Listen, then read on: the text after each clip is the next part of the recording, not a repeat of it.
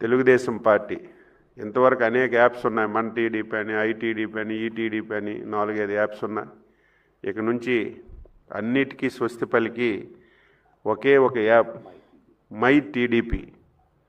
జాతీయ పార్టీ అధ్యక్షుల నుంచి కార్యకర్త వరకు ప్రతి ఒక్కరికి ఆ యాప్ అందుబాటులోకి తీసుకొస్తాం.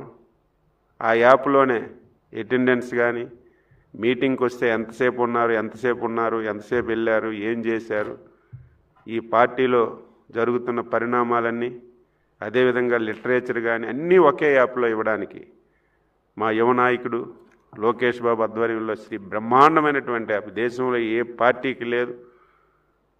ఇటు జాతీయ పార్టీ అధ్యక్షుల నుంచి యాక్టివ్ మెంబర్ వరకు దాదాపుగా 1 కోటి మందికి ఈ యాప్ డౌన్లోడ్ చేసే కార్యక్రమానికి పొలిట్ బ్యూరోలు నిర్ణయం చేశాం.